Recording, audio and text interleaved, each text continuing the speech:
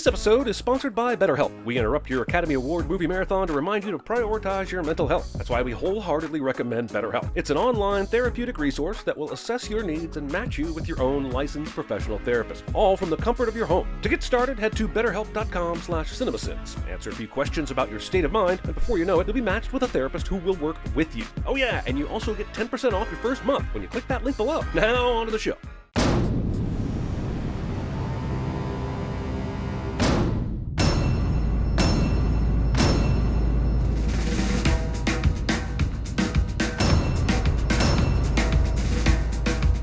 Disney trying to flex on the other animation studios despite the average number of films it puts out per year being, well, pretty average. But in our darkest moment, we were given a miracle. And instead of fleeing from the sudden and terrifying terraforming before me, I decided to move into a nearby self-constructed sentient house. Seemed like the thing to do. An Encanto. Roll Encanto. Our casita itself came alive to shelter us. Abuela immediately assumes the house is helping and forgets that 90% of the time this is an indication of malevolent supernatural forces.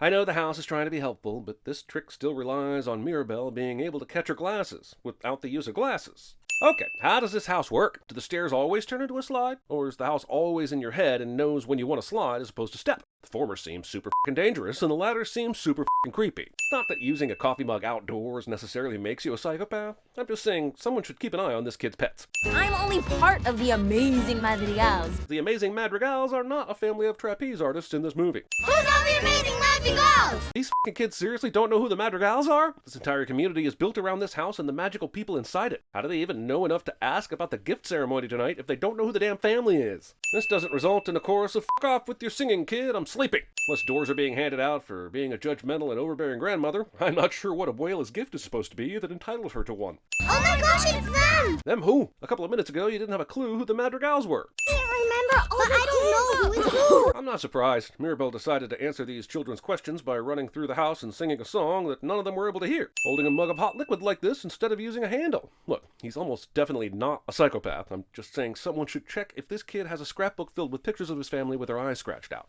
We don't talk about Bruno. Apart from all the times they talk about Bruno, sing about Bruno, talk about Bruno, and talk about Bruno.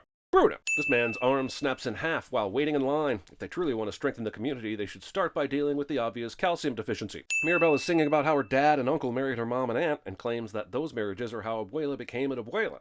But that's not what I learned from the Babies episode of How It's Made. Marriage is not even a necessary step in the fermentation process. Now I'm left to assume that the kids watching the movie are the reason the writers are choosing to spread this misinformation. So, kids are the reason the movie did not go into further detail about making kids. And to be honest, I'm not sure what I'm ranting about anymore, but it sounds like something I usually complain about, so let's go! Let's go! Mirabelle's description of Isabella was graceful and perfect in every way, but her gift is plants, right? I mean, plants are great. I love plants, but how does that equate to grace and beauty? Also, Mirabelle sings about strength and beauty as if the two are mutually exclusive. Has the movie not been to CinemaSins? This small village somehow has a thriving accordion industry? Mirabelle goes into rhythmic detail about her family, but speeds past any explanation regarding her father's contribution to this town, and why his job affords him the time to chop wood in 2 out of the 3 pieces of this suit. This musical sequence was so entertaining that I'm not even upset at the volume of exposition I just got crammed down my throat, but I am upset that I had to watch it 5 times to catch all that info. What are you doing? What does she mean, what are you doing? Abuela was part of the damn song. Oh, Mirabelle didn't get one. Thanks, Dolores. For a moment, I wanted to blame Abuela pretty hard for making Mirabelle feel like an outcast, but like this clearly shows that the whole family is complicit. The problem is that by the end of this thing, the movie wants us to believe that Abuela Alma was the only one that needed to learn a lesson. I gave you the special since you're the only Madrigal kid with no gift. I call it the not special special. There's absolutely nothing specific to Mirabelle in this basket, which means this asshole is being an asshole, just for the sake of being an asshole. Also, this asshole. If I was you, I'll be really sad. Kids! Gift or no gift, I am just as special as the rest of my family. No, the truth is that you do have a gift, a superhuman level of empathy for these assholes. What you don't have is a door. Camilo, we need another Jose. No, you don't. You need someone a few inches taller than Jose, or a stool. And trusting any child with the ability to shapeshift. Nope. trusting anyone with the ability to shapeshift. Luisa, the piano goes upstairs. I'm on it. I believe there are times when a piano is needed urgently, but this is not one of them. Yet Luisa drops these barrels, letting them roll away to God knows where. I'm beginning to think the candle didn't give Mirabelle a gift because of the existing levels of collateral damage already being caused by this family's recklessness. The house isn't gonna decorate itself. Sorry, you could. You look great. Yes, it really could decorate itself. So why is this not the thing that's happening right now? Well, this is like that one time I got a magic dog and decided to bark myself. Something. Repositioning the flimsy flammable thing after you've inserted the wobbly ignitey thing. The whole town relies on our family, on our gifts. Not only do the Madrigals treat Mirabelle as if she's incapable of even the simplest tasks because she doesn't have superpowers, but they also seem to extend this belief to the entire damn village, as if they are helpless children that constantly need to be cared for. In short, they believe themselves to be gods, benevolent gods, but gods nonetheless. And the movie never really addresses the problematic nature of this perspective. Putting a typewriter on the highest shelf possible. Do you know how much one of these suckers weigh? Neither do I, but I bet it weighs something in the region of don't put me on the top damn shelf pounds. You have nothing to worry about. You're gonna get your gift and open that door. This is kind of rich coming from the only person who did not get their gift. This means there is an 11.1% chance that his concerns are going to be validated. Wouldn't it be better to prepare him for that? And maybe that not having superpowers is okay? Well, in that impossible scenario, you'd stay here in the nursery with me. They made Mirabelle stay in the nursery? You're telling me this magical house couldn't magic up a room for her unless she got a gift? I know the standard is fantastical TARDIS rooms, but they couldn't even give her a normal room? This family is the worst. I feel especially justified in sinning the overcandling here, considering that this will almost certainly result in the entire village being burned to the ground. Camille Loki shapeshifting into the party guests as he greets them is super creepy, and leads me to believe that the townspeople at most tolerate him and at worst are actively plotting his demise. Dude, why would you take one from the bottom? Do you want Louisa to kick the smug smile off your face when you ruin the structural integrity of this carefully constructed canopy? If this is where the donkeys and carts are parked, was there really any need for Louisa to play valet here? I don't sound like that.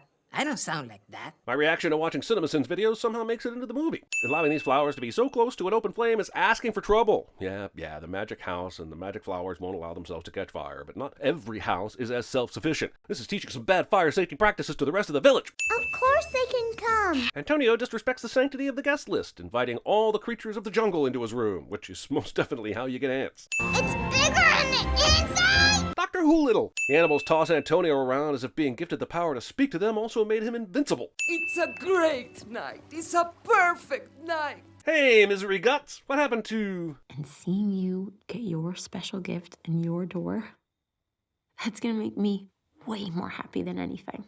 I know the movie is really doing its best to drive home the whole Mirabelle is excluded because she didn't get a gift agenda, but god damn, this is borderline abusive. She's forced to wait backstage instead of standing with her family, receives immense side-eye when she dares to accompany her younger nephew, and now she's straight up excluded from a family portrait. Mirabelle is well within her rights to spin this whole movie into her own evil villain origin story. This might be in slow motion, but it's pretty easy to see that these kids are running on the stairs while carrying f***ing sparklers. The miracle obviously has given these kids a gift. The gift of terrible parents. Okay, apparently everyone is partying in Junior Doolittle's room, but where did all the decorations go? Yes, I know the house can poof them away and bring them back if needed, but why bother when the party is supposedly still going? The cracks were there. Assuming that the illumination in this house is all magical, there still seems to be a fierce amount of gaslighting. Believing in magic, but not believing it's possible for something to be wrong with the unexplainable magic. Music! As far as we've been told, Louisa doesn't have super speed, so how the f*** did her super strength allow her to get to this piano so quickly? Or has she been carrying the damn thing around just in case Abuela commanded a dramatic musical interlude? If it was all in my head, how did I cut my hand? True. So why didn't you show that singular piece of physical evidence to Abuela? I know it's a magic candle, but I still think it's a touch risky leaving it on this precarious ledge exposed to a passing breeze if its staying alight is directly linked to all the gifts. If our family knew how vulnerable we truly are. It's a good thing Abuela doesn't have an internal monologue, otherwise Mirabelle would have never found out she was being made to look delusional by her own grandmother. How do I save a miracle? The house's motivations are honestly the most confusing part of the movie. It responds to Mirabelle's question here, but earlier stayed silent instead of flailing its tiles or flapping its shingles or pretty much anything to signal that Mirabelle was right about the cracks. The rats talking in the walls. Oh, and Luisa. I heard her eye twitching all night. Movie wants me to believe Dolores has heard all that, but never heard one of Abuela's late-night window confessions. Also, she heard her f***ing eye twitching? How has Dolores not been driven mad by insomnia? Dolores, do we have a date? Tonight. He wants 5 babies. He's talking about it right now? Well, f*** me in the convenience and call me lucky. Wasn't that handy? Our community is counting on us. Yes, but only because you don't seem to be allowing them to fend for themselves. Sorry, what is your problem? Her problem? Where the f did you come from? You just walked sideways into her. That's it. Louisa must have the ability to teleport at will as well. In this shot, she was directly underneath the church, but somehow ends up on the outside just as she puts it down. Also, why does the church even need moving? Does it really need to be in the center of the street? Is the house that performs actual miracles making it feel insecure? I'm not sure why the production team felt that half of Louisa's screen time should be spent carrying donkeys, but since this is something that could be easily remedied with a fence, let's hope the next kid's gift is carpentry. You're gonna make me drop a donkey? Bathroom humor. Also, she then proceeds to kick a donkey up into the air twice as high as the pile of donkeys already on her back, so this is pretty much the equivalent of dropping a donkey. And she did that on her own, intentionally. I think you're carrying way too much. Damn you, Disney. This song about the strongest people hiding the most amount is crushing my soul. Take those sins back. If you find it, you'll know. You'll know it when you see it, cliche. Okay, Bruno's gone into hiding, but why would his door be dark? He still has his powers, right? And how was this not a screaming clue that perhaps everyone shunning Bruno was the first sign of the magic fading? You can't help in here? The house conveniently can't help in Bruno's room because of Article 3, Section 5.4 of the Encanto contract, which states that all casitas are equally bound by the no talking about Bruno clause, and that if a casita were to assist in any unsanctioned ventures into Bruno's room, such actions would be by proxy a nonverbal acknowledgement and considered as such to be the same as talking about Bruno. Everyone thinks it's a deep dark secret as to why Bruno left, but not a single person considered that it might be because this room sucks ass. Sure, it's cool for adventures, but imagine a teenage Bruno bringing a girl back here. You really think that ever worked out for him? Nope!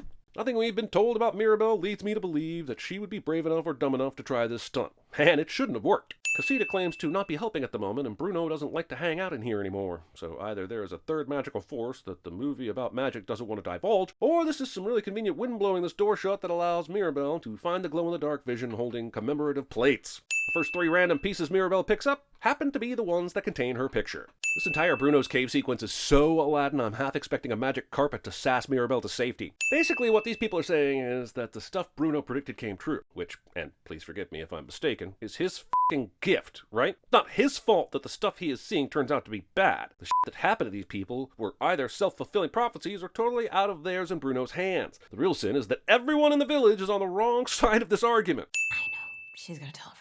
But why does she immediately tell everyone? Yeah, she has great hearing, but do we know that she's a big gossip, too?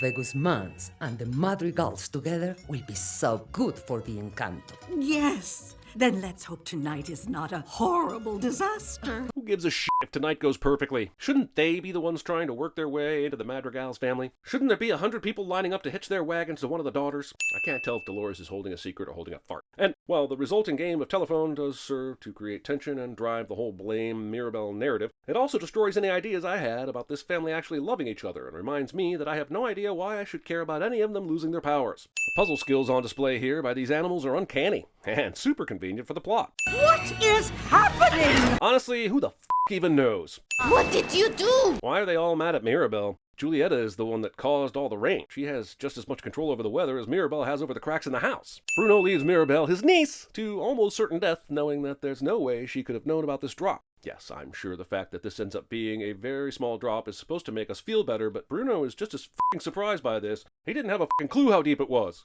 I'm Jorge. I made the sparkle. I love this scene and this performance, but 2021 is probably not the best time to be making jokes about the psychological effects of social isolation in your movie. Free entertainment. Scene does not contain a ratatouille.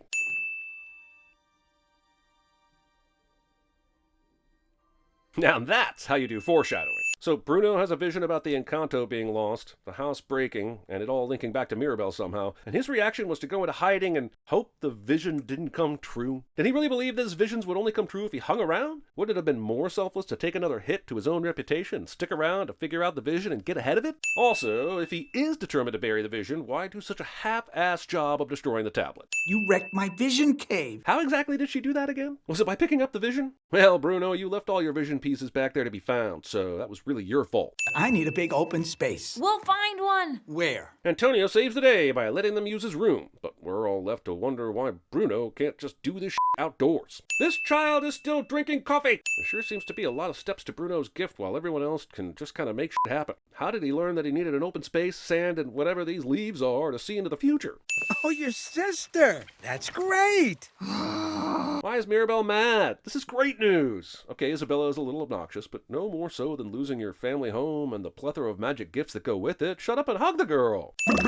What the... movie veers so close to horror sometimes that I'm thinking the editors must have had a version where Mirabelle is the only one really alive and all the rest of the family are ghosts keeping her here and tormenting her. The sin is that I haven't seen that version yet. So in the years since Bruno Shawshanked his way into hiding, nobody has touched this portrait or even brushed past it and noticed this hole. My God. Superhearing Dolores' room is right next to it!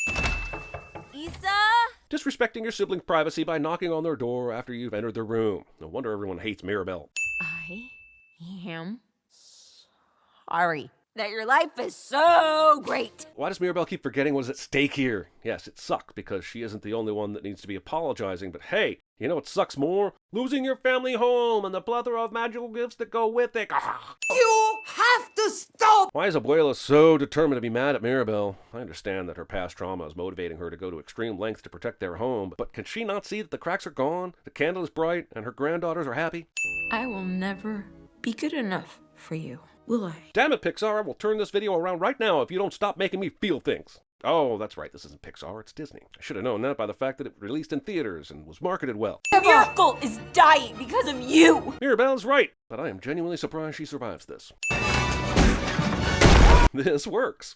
I thought we would have a different life. Skip! The song in this scene is great. In fact, all the songs in this movie were great. I'd even say they deserve multiple sin removals, but I'm adding one instead, just because of how mean everyone was to Mirabelle. Murder! Righteous, but still murder. Wait, what was Luisa's gift again? Mírame! The lakeside chat was sweet and all, but my God, her mother has spent all that time searching for her missing daughter. Abuela even manages to be a dick when she's actively trying to not be a dick. Dolores sings about how she knew Bruno never left, and all I have to say is that even taking into account what she said earlier about the rats in the walls, which makes it seem like she didn't know it was Bruno and actually thought rats were talking, she still kept this secret for years, but couldn't keep the vision about Mirabelle's secret for more than a few minutes. I think it's everyone in town. A town of people that have been totally dependent on a magic family to provide for them for a generation or more, but also somehow has enough skills to rebuild a structurally sound house. Dolores, I see you. And I hear you. Oh, Disney. Missed it by that much. This is not how doorknobs work.